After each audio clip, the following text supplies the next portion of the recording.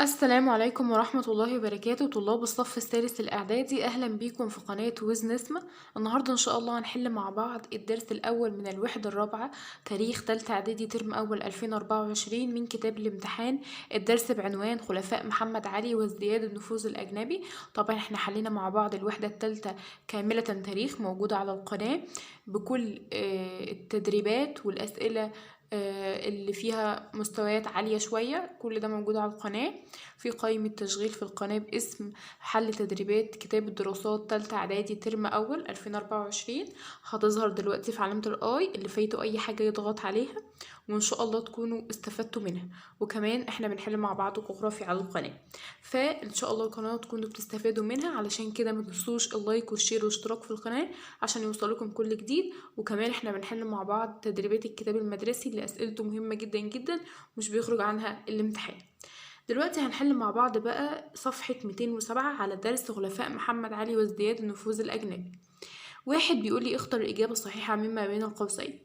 يعد تعطيل أعمال الترسانة البحرية في عهد عباس باشا الأول دليلا على تدهور الجانب الاقتصادي ولا الثقافي ولا العسكري ولا الاجتماعي. طبعا دليلا على تدهور الجانب العسكري.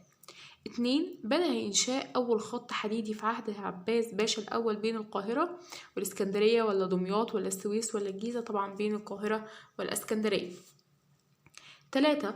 عقد سعيد باشا أول قرض عام 1862 ميلاديا مع أحد البنوك الفرنسية ولا البريطانية ولا الإيطالية ولا الألمانية. طبعا مع أحد البنوك البريطانية. دي كلها أسئلة عادية جدا، بتعتمد إن أنت حافظ المعلومة وبتبتدي تختار. طيب 2 بيقول لي فسر تحققت العدالة الاجتماعية بالجيش المصري في عهد سعيد باشا. ليه بقى؟ هنقوله فسر يعني بما تفسر. هنقول لأنه جعل مدة الخدمة العسكرية سنة واحدة إجبارية للجميع، وفتح باب الترقي أمام الضباط المصريين. تمام؟ طيب 3. ما النتائج التي ترتبت على إصدار اللائحة السعيدية عام 1858 ميلاديا؟ هنقول ترتب على ذلك أن أصبح للفلاح بموجبها الحق في توريث الأرض الزراعية. 4. دلل تاريخيا على صحة كل عبارة مما يأتي. 1. كان عهد سعيد باشا بداية التدهور المالي لمصر.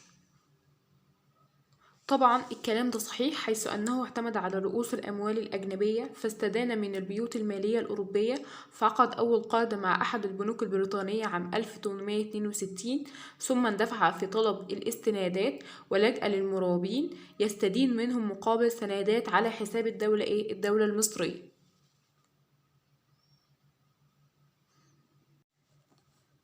2 بيقول لي دلل أضر سعيد باشا بالهوية الثقافية المصرية. طبعا الكلام ده صحيح، والدليل على كده حيث شجع البعثات الأجنبية في مصر على فتح مدارس لها بالقاهرة والإسكندرية. 3. دلل توقفت حركة النهضة التي بدأت في عهد محمد علي في عهد عباس باشا الأول. هنقول كده حيث أغلقت معظم المدارس ومعظم المصانع، وتم تخفيض حجم الجيش، وعطلت أعمال الترسانة البحرية. فبالتالي هنا توقفت حركة النهضة اللي بدأت في عهد محمد علي.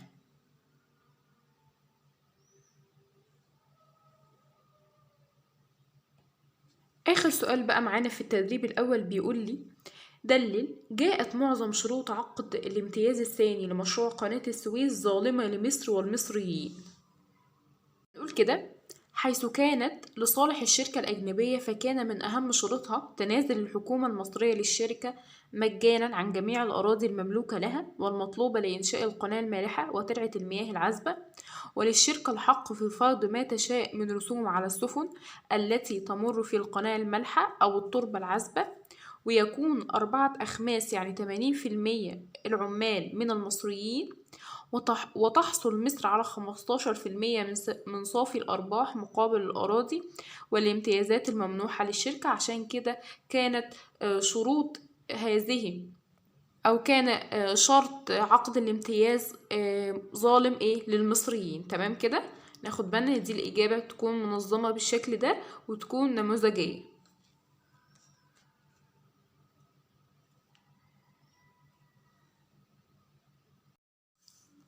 بعد كده معانا التدريب التاني صفحة 213 بيقول لي شهدت البلاد في عهد الخديوي إسماعيل نهضة وإصلاحا في مجالات كثيرة. أعطي مثالا واحد للنهضة والإصلاح في كل مجال من المجالات الآتية. في المجال الزراعي هنقول زادت مساحة الأراضي الزراعية. في المجال الصناعي هنقول توسع في إنشاء مصانع السكر. في مجال التعليم والنهضة العلمية أعاد فتح ديوان المدارس. بالنسبة للجيش والبحرية اهتم بتنظيم الجيش وتسليحه ومضاعفة قوته. في الأعمال العمرانية أنشأ دار الأوبرا المصرية. أما وسائل الاتصال مد الخطوط التلغرافية بين مختلف محافظات مصر. طيب بعد كده بيقول لي اكتب كلمة صواب أمام العبارة الصحيحة وكلمة خطأ أمام العبارة غير الصحيحة مع التصويب.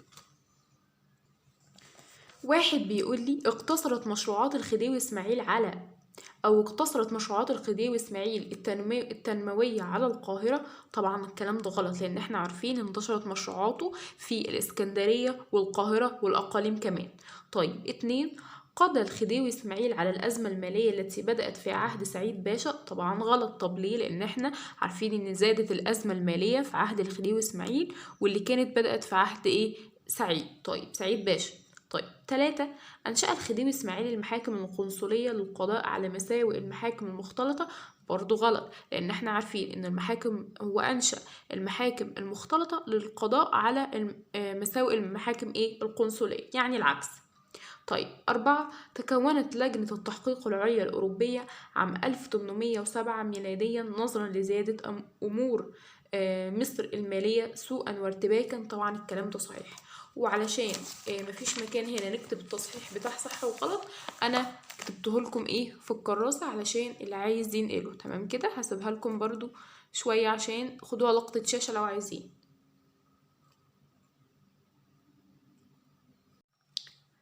3. ما النتيجة التي ترتبت على الحملات الحربية التي وجهها الخديوي إسماعيل إلى أفريقيا؟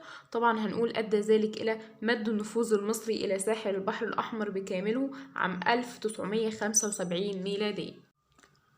4. حدد أهم مطالب لجنة التحقيق العليا الأوروبية يناير 1800. كده أهم مطالبها تنازل الخديوي إسماعيل عن سلطته المطلقة لوزارة مسؤولة عن الحكم في البلاد، وتنازل الخديوي إسماعيل عن أطيانه وأطيان عائلته ووضعها تحت الرقابة الدولية مقابل مخصصات مالية تصرف له.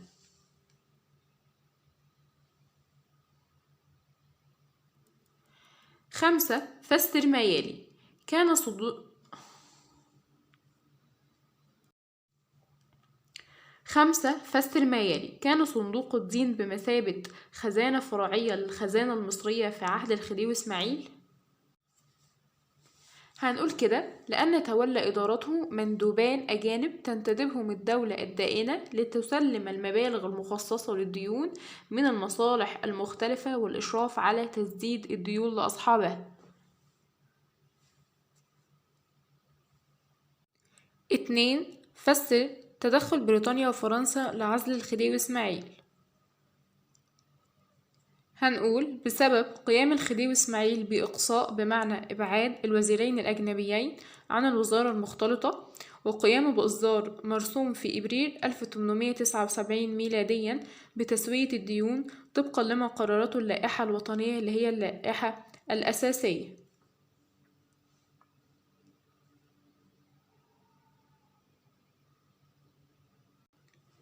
6. دلل. يعتبر عهد الخديوي إسماعيل بداية الإصلاح النيابي في مصر.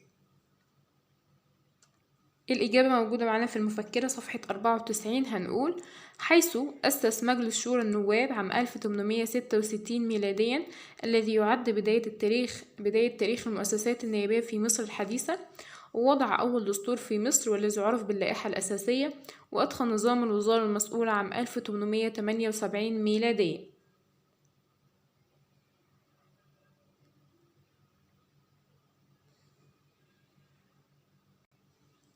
2. دلل. نجح الخديوي إسماعيل في توسيع نطاق حكمه في مصر. هنقول كده حيث قدم المال والهدايا للسلطان العثماني من أجل الحصول على الفرمانات التي يوسع بها نطاق حكمه، ومنها جعل وراثة العرش في أكبر أبنائه وزيادة عدد الجيش المصري.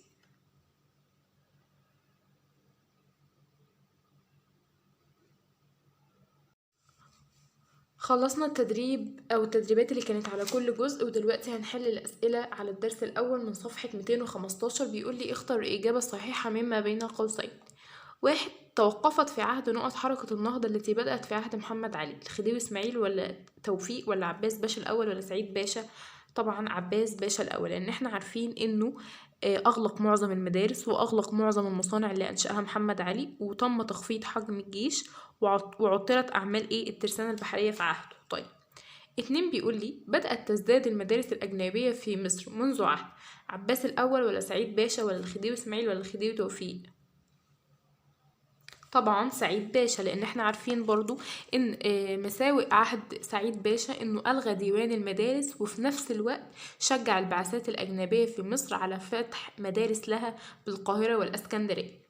3. اصدر الخديوي اسماعيل مرسوم ابريل 1879 بسبب ضغط السلطان العثماني ولا ضغط الوطنيين ولا نجاح سياسة الاقتراض ولا فشل المحاكم القنصلية؟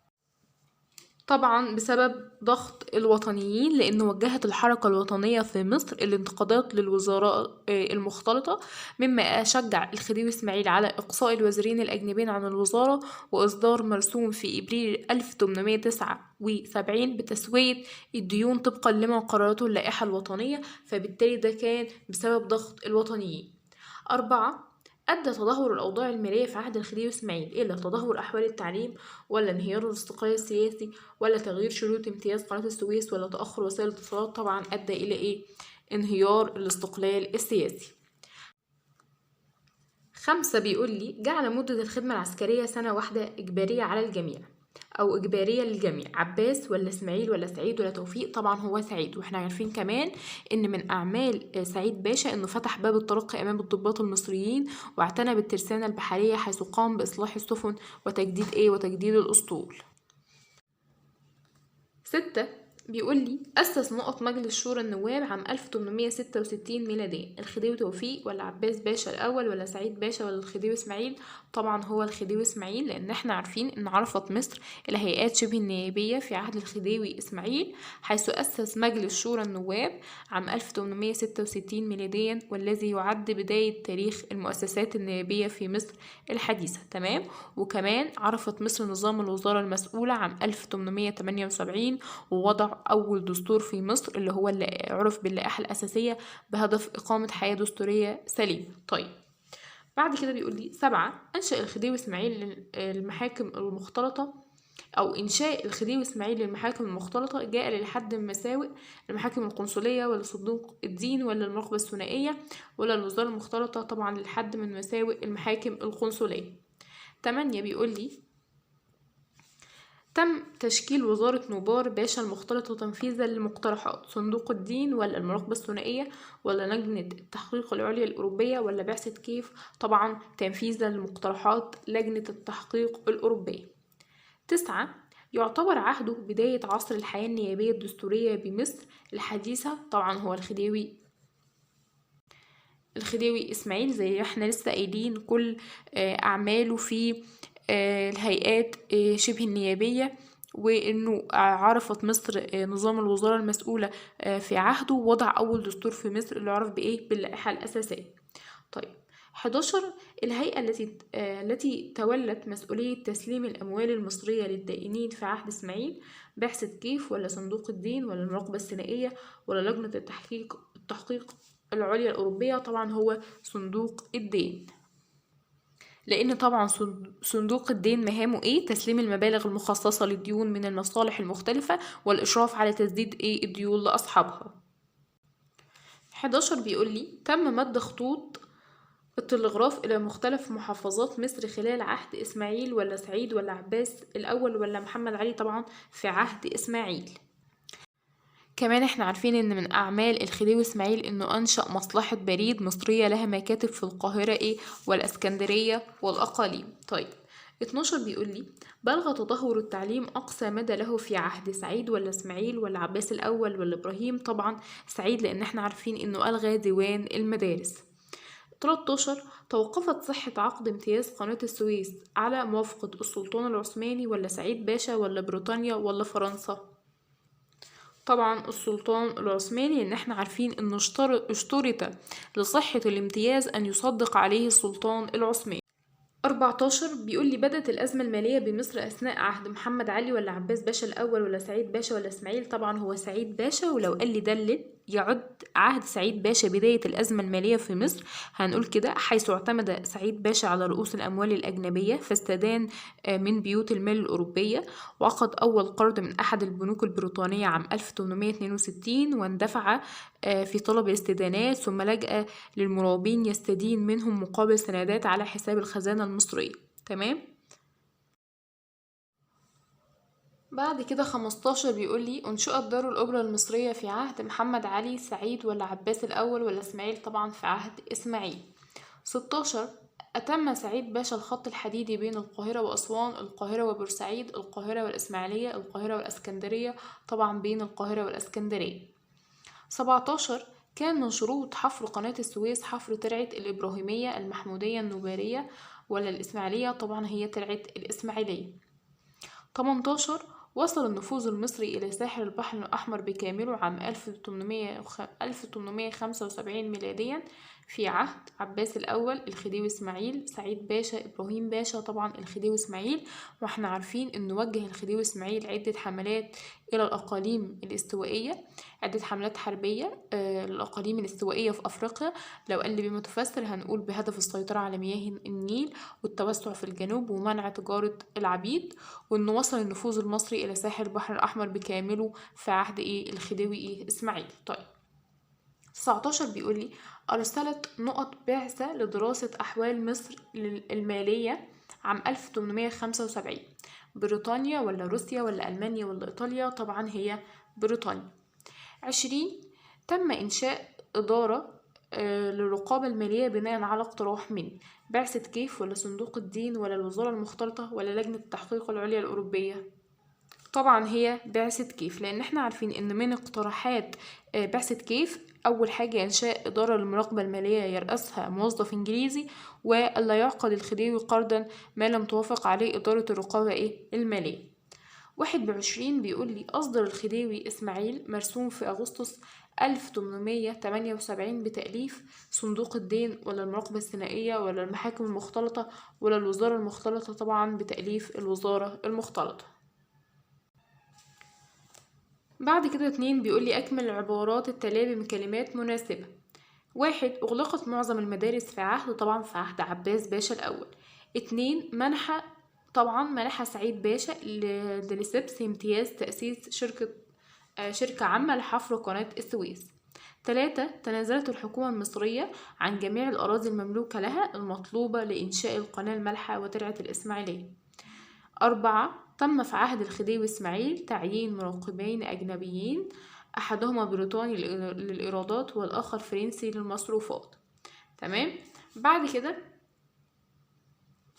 3 بيقول لي اكتب كلمة صواب أمام العبارة الصحيحة وكلمة خطأ أمام العبارة غير الصحيحة مع التصويب. تأثر حكام مصر من أسرة محمد علي بالتبعية السياسية للدول الأخرى؟ طبعا صح. 2 فشلت المحاكم المختلطة في تحقيق الأهداف التي أنشئت من أجلها؟ صح. 3 اهتم سعيد باشا بشؤون الري والزراعة فتم تطهير ترعة المحمودية؟ طبعا صحيح. 4 صار الخديوي إسماعيل على نهج عباس باشا الأول في الاستدانة من الخارج؟ طبعا غلط، صار على نهج سعيد باشا لأنه هو اللي كان بيستدين من الخارج. 5 تولى سعيد باشا حكم مصر في الفترة من 1854 ل 1863؟ طبعا صح. 6 عقد سعيد باشا أول قرض مع أحد البنوك البريطانية عام 1862؟ برضو صح طبعا. 7 بيقول لي كانت معظم شروط عقد الامتياز الثاني لحفر قناة السويس في صالح مصر؟ طبعا غلط، كانت مجحفة لمصر وظالمة لمصر. 8 أنشأ الخديوي إسماعيل الجمعية الجغرافية وأعاد فتح ديوان المدارس؟ طبعا صح. 9 بيقول لي أرسل الخديوي إسماعيل حملات عسكرية للأقاليم الاستوائية للقضاء على تجارة الرقيق اللي هي تجارة العبيد؟ طبعا صح. 10 أصدر الخديوي إسماعيل مرسوما بإنشاء صندوق الدين في مايو 1876؟ برضو الكلام ده صحيح. 11 أنشئت لجنة التحقيق العليا الأوروبية عام 1878 بناء على طلب أعضاء صندوق الدين. طبعا غلط. أنشئت المراقبة الثنائية اللي هم كانوا راقبين الأجنبيين. طبعا واحد كان مراقب بريطاني للإيرادات وآخر فرنسي للمصروفات. 4. اكتب المصطلح التاريخي الذي تشير إليه كل عبارة من العبارات الآتية. 1. لائحة صدرت عام 1858 ميلاديا أعطت للفلاح الحق في توريث الأرض الزراعية. طبعا هي اللائحة السعيدية. 2. مجلس تم إنشاؤه عام 1866 ميلاديا ويعتبر بداية تاريخ المؤسسات النيابية في مصر الحديثة. طبعا هو مجلس شورى النواب. 3. كانت تختص بالنظر في الجرائم التي يرتكبها الرعايا الأجانب ضد المصريين والحكومة المصرية نفسها. طبعا هي المحاكم القنصلية. 4. محاكم كانت تفصل في القضايا المدنية والمنازعات العقارية بين المصريين والأجانب. طبعا دي المحاكم المختلطة. 5. أنشأ في عهد الخديوي إسماعيل وكان بمثابة خزانة فرعية للخزانة المصرية ويتولى الإشراف على تسديد الديون لأصحابها. طبعا هو صندوق الدين. 5 بيقول لي من هو أنشأ دار الكتب المصرية ومصلحة الإحصاء والمساحة. طبعا الخديوي إسماعيل. 2. بدأ في إنشاء أول خط حديدي بين القاهرة والإسكندرية عام 1852. طبعا هو عباس باشا الأول. 3. أصدر لائحة عام 1858 وأصبح بموجبها للفلاح الحق في توريث الأرض الزراعية. طبعا هي سعيد باشا وكان اسمها اللائحة السعيدية. 4. منحه سعيد باشا عقد امتياز لتأسيس شركة عامة لحفر قناة السويس. طبعا هو دي السبس. بعد كده 5 بيقول لي أصدر مرسوما في إبريل 1879 بتسوية الديون المصرية وفقا لقرارات اللائحة الوطنية. طبعا هو الخديوي إسماعيل. 6. تولى حكم مصر بعد عزل الخديوي إسماعيل يونيو 1879. طبعا هو الخديوي توفيق. 6. في عهد من حكام مصر وقع كل مما يأتي. إنشاء خطا حديديا من القاهرة إلى السويس. طبعا في عهد سعيد باشا. 2. فتح باب الترقي أمام الضباط المصريين برضو في عهد سعيد باشا. 3. الانتهاء من حفر قناة السويس كان في عهد الخديوي إسماعيل. 7. بما تفسر توقف حركة النهضة في عهد عباس الأول. هنقول كده الإجابة موجودة معانا في المفكرة صفحة 83. هنقول بسبب إغلاق معظم المدارس وإغلاق معظم المصانع التي أنشأها محمد علي وتخفيض حجم الجيش وتعطيل أعمال الترسانة البحرية. 2 بيقول لي بما تفسر تحسن أحوال الفلاح المصري خلال عهد سعيد باشا. هنقول كده لأن سعيد باشا أصدر اللائحة السعيدية التي بموجبها أصبح للفلاح الحق في توريث الأرض الزراعية. تمام. 3. بما تفسر تعتبر معظم شروط عقد الامتياز الثاني لحفر قناة السويس مكحفة للمصريين يعني ظالمة للمصريين. هنقول حيث كانت لصالح الشركة الأجنبية فكان من أهم شروطها تنازل الحكومة المصرية للشركة مجانا عن جميع الأراضي المملوكة لها والمطلوبة لإنشاء القناة المالحة وترعة المياه العذبة، للشركة الحق في فرض ما تشاء من رسوم على السفن التي تمر في القناة المالحة أو الترعة العذبة، ويكون 4 أخماس يعني 80% العمال من المصريين، وتحصل مصر على 15% من صافي الأرباح مقابل الأراضي والامتيازات الممنوحة للشركة.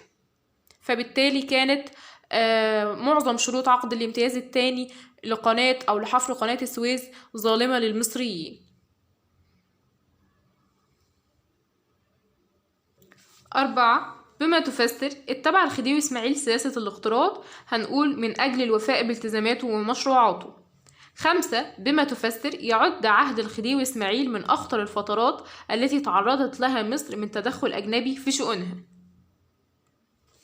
هنقول بسبب الأخطاء التي أدت إلى تدهور مركزها المالي وانهيار استقلالها السياسي. 6. بما تفسر كانت علاقة الخديوي إسماعيل بالدولة العثمانية أحد أسباب الأزمة المالية. 6. هنقول كده بسبب اعتماده في علاقته بالسلطان العثماني على تقديم المال والهدايا من أجل الحصول على الفرمانات التي يوسع بها نطاق حكمه.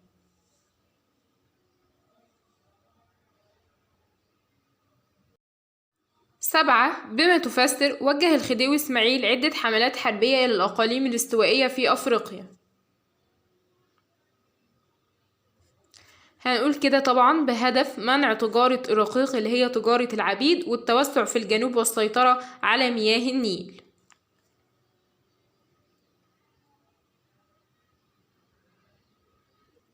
8. بما تفسر ازدياد التدخل الأجنبي في عهد الخديوي إسماعيل.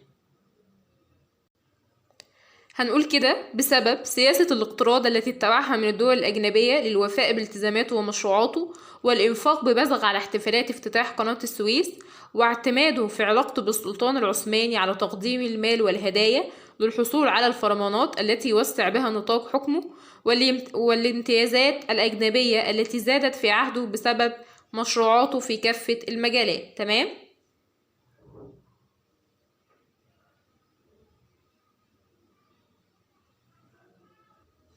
9. بما تفسر منح الدولة العثمانية الامتيازات الأجنبية لرعايا بعض الدول الأوروبية. هنقول طبعا تشجيعا لهم على الإقامة والتجارة في مصر. 10. بما تفسر إنشاء الخديوي إسماعيل للمحاكم المختلطة عام 1875 ميلاديا. هنقول بهدف الحد من مساوئ المحاكم القنصلية. 11. بما تفسر عزل الخديوي إسماعيل في يونيو 1879 ميلاديا وتولية ابنه توفيق. هنقول كده بسبب قيام الخديوي إسماعيل بإقصاء الوزيرين الأجنبيين عن الوزارة المختلطة، وإصدار مرسوم في إبريل 1879 ميلاديا بتسوية الديون طبقا لما قررته اللائحة الوطنية اللي هي اللائحة الأساسية. لذلك قامت الحكومتان البريطانية والفرنسية بالضغط على السلطان العثماني، فأصدر فرمانا بخلع الخديوي إسماعيل وتولية ابنه توفيق.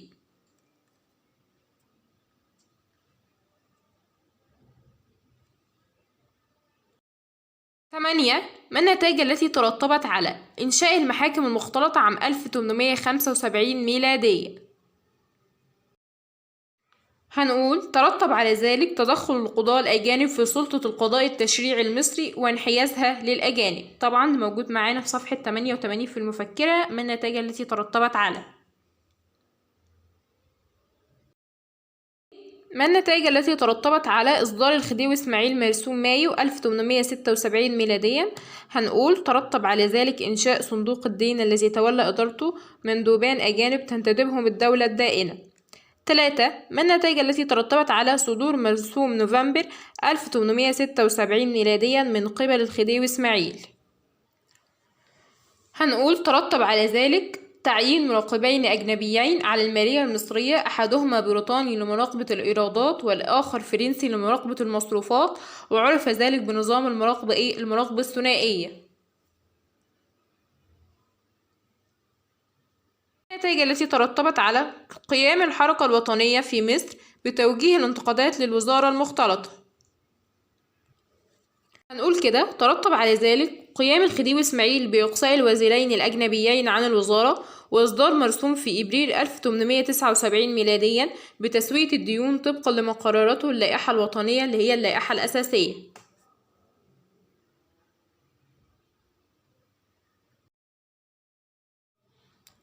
9. دلل تاريخيا على صحة كل عبارة مما يأتي.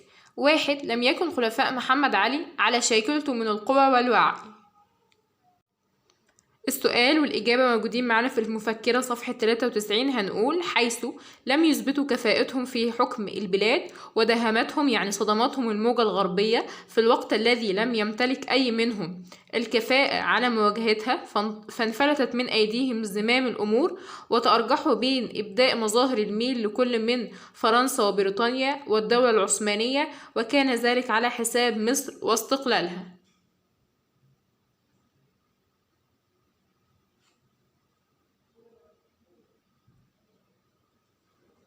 2. دلل اهتمام سعيد باشا بتحسين الأحوال العسكرية للبلاد. هنقول كده حيث جعل مدد الخدمة العسكرية سنة واحدة إجبارية للجميع، وفتح باب الترقي أمام الضباط المصريين، واعتنى بالترسانة البحرية، فبدأ في إصلاح السفن وتجديد الأسطول.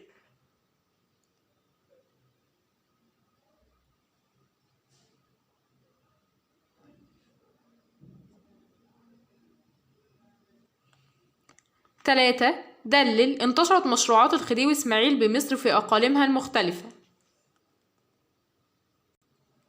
هنقول كده: حيث توسع في إنشاء مصانع السكر بالوجه القبلي، ومد الخطوط التلغرافية بين مختلف محافظات مصر، وأنشأ مصلحة بريد مصرية لها مكاتب في الإسكندرية والقاهرة والأقاليم وغيرها من المشروعات.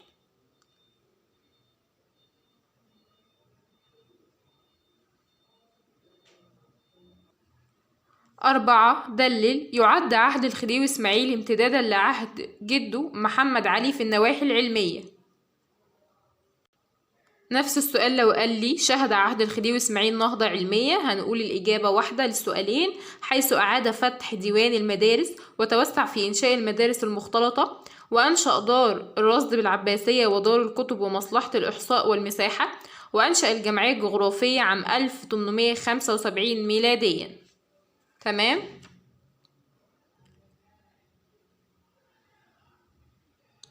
5. دلل شهدت مصر في عهد الخديوي إسماعيل نهضة عمرانية كبيرة. هنقول كده: حيث اهتم بإنشاء القصور المعروفة حتى الآن مثل قصر عابدين، وأنشأ دار الأوبرا المصرية، وأقام الجسور والكباري.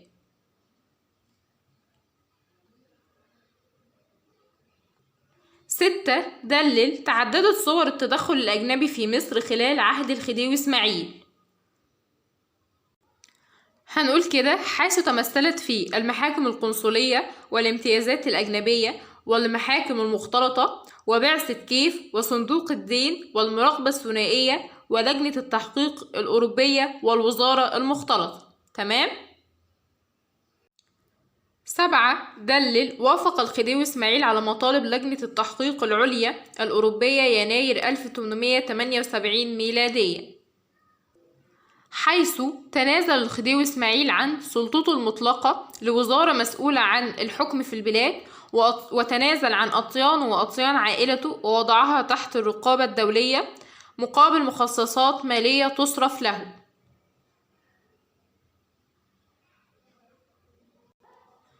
8. دلل انحاز الخديوي إسماعيل في أواخر حكمه للحركة الوطنية. هنقول: حيث قام الخديوي إسماعيل بإقصاء الوزيرين الأجنبيين عن الوزارة، وقام بإصدار مرسوم في إبريل 1879 ميلاديا بتسوية الديون طبقا لما قررته اللائحة الوطنية.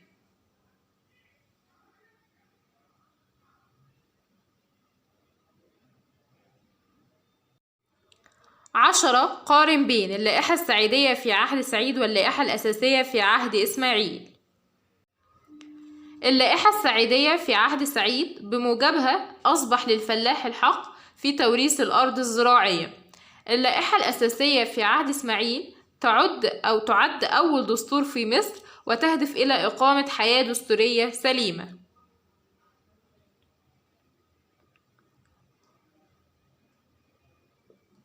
2. بيقول لي: قارن بين عباس باشا الأول وسعيد باشا من حيث أهم الأعمال في النقل والمواصلات. المقارنة موجودة معانا في المفكرة صفحة 80. هنقول كده: عباس باشا الأول أصلح الطريق البري بين القاهرة والسويس، وبدأ في إنشاء أول خط حديدي بين القاهرة والإسكندرية عام 1852 ميلادية. أما بالنسبة لمحمد سعيد باشا، أتم الخط الحديدي بين القاهرة والإسكندرية، وأنشأ خط حديدي من مصر إلى القاهرة من القاهرة إلى السويس، ومد الخطوط التلغرافية على الطريقة الحديثة بين الإسكندرية والقاهرة والسويس. تمام؟ هسيبها لكم شوية.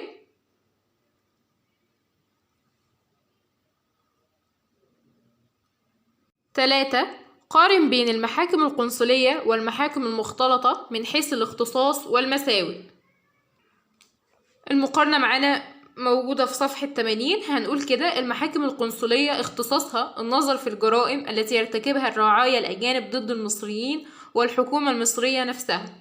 أما بالنسبة لمساوئها فأحكامها لا تستأنف إلا في الخارج، مما كان يدفع المصريين إلى التنازل عن حقوقهم. المحاكم المختلطة اختصاصها الفصل في القضايا المدنية والمنازعات العقارية بين المصريين والأجانب، وكمان من اختصاصها الفصل في النزاعات التي تنشأ بين الأجانب والحكومة المصرية نفسها. مساوئها: رئاسة القضاة الأجانب لها أدى إلى تدخلهم في سلطة القضاء التشريعي المصري، وكمان من مساوئها إن هي انحازت للأجانب. 11. ما رأيك في سياسة سعيد باشا الزراعية؟ هنقول كده: جاءت سياسة سعيد باشا الزراعية في صالح الفلاح المصري والزراعة بمصر، حيث تم إصدار اللائحة السعيدية التي أعطت للفلاح الحق في توريث الأرض الزراعية، وكمان تم تطهير ترعة المحمودية لتفي حاجة الري والزراعة.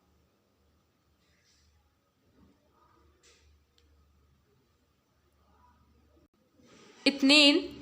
ما رأيك في شروط عقد الامتياز الثاني لقناة السويس يناير 1856 ميلادية؟ طبعا جاءت هذه الشروط ظالمة لمصر وللمصريين، فقد كانت في معظمها في صالح الشركة الأجنبية، من حيث الأراضي التي استحوذت عليها شركة قناة السويس مجانا لإنشاء القناة وترعى للمياه العذبة، والرسوم التي فرضتها الشركة على السفن دون الرجوع لمصر، وعدد العمالة المصرية الكبير بدون أجر، وقلة نسبة الأرباح التي تحصل عليها مصر، فبالتالي كانت هذه الشروط ظالمة لمصر وللمصريين.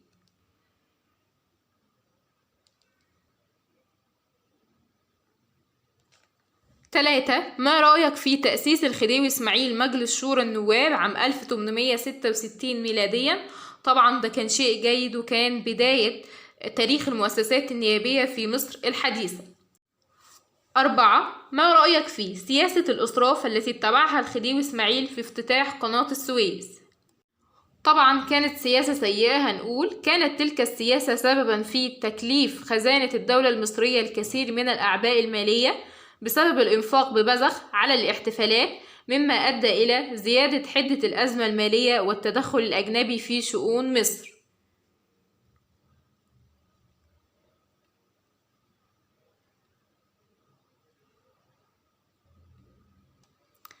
5. ما رأيك في قيام الخديوي إسماعيل بإقصاء الوزيرين الأجنبيين عن الوزارة المختلطة؟ هنقول كده طبعا كان تصرف صحيح ليحد من زيادة التدخل الأجنبي، حيث كان ذلك استجابة للانتقادات التي وجهتها الحركة الوطنية للوزارة المختلطة.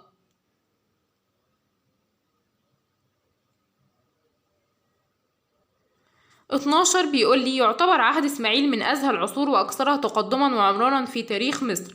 في ضوء هذه العبارة وضح أهم شروط عقد الامتياز الثاني لحفر قناة السويس عام 1856 ميلادية. موجودة طبعا معانا في المفكرة صفحة 72، أنا هسيبها لكم على الشاشة شوية عشان لو قرأناها هتاخد وقت من الفيديو، تتذاكر كويس جدا، والملخص ده كمان هيسهل عليك إن انت تعرفهم بشكل أفضل.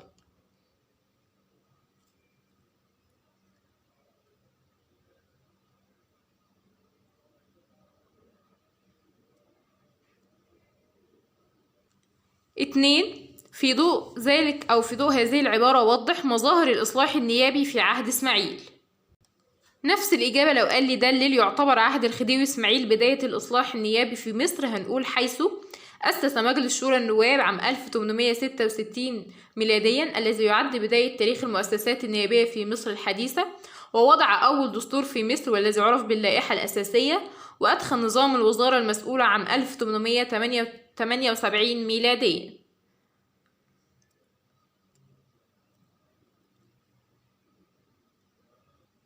13 استنتج السبب.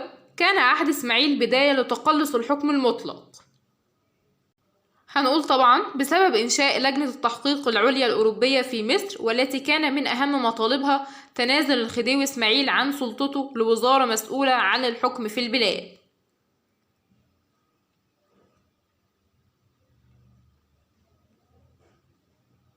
ده آخر سؤالين موجودين معانا في الجزء الأول من الفيديو. بيقول لي استنتج الهدف من، يعني زي ما كان بيقول لي بما تفسر قيام إسماعيل بتقديم المال والهدايا للسلطان العثماني. نفس السؤال لو قال لي استنتج الهدف من، اعتمد الخديوي إسماعيل في علاقته بالسلطان العثماني على تقديم المال والهدايا، هنقول من أجل الحصول على الفرمانات التي يوسع بها نطاق حكمه، ومن ضمن هذه الفرمانات جعل وراثة العرش في أكبر أبنائه وزيادة عدد الجيش المصري.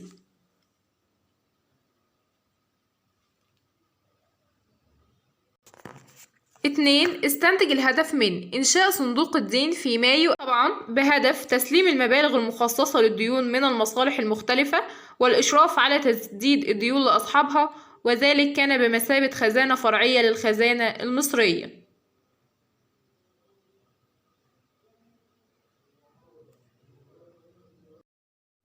وبكده نكون وصلنا بنهاية الجزء الأول. إن شاء الله الجزء التاني هيبقى فيه أسئلة التميز والامتحان على الدرس، وبيكونوا مهمين جدا، وبنشرح سؤال سؤال في أسئلة التميز دي عشان بيبقى فيها أفكار. بس قبل ما ينتهي الفيديو ما تنسوش اللايك والشير والاشتراك في القناة، واللي مش فاهم أي حاجة أو أي سؤال اتجاوب عليه يكتبلي في التعليقات وأنا برد على كل التعليقات. وإن شاء الله تكونوا استفدتوا. ما تنسوش اللايك والشير والاشتراك، وكمان تشوفوا حل تدريبات الكتاب المدرسي اللي هينزل على القناة، عشان طبعا أسئلة مهمة جدا، أسئلة الكتاب المدرسي.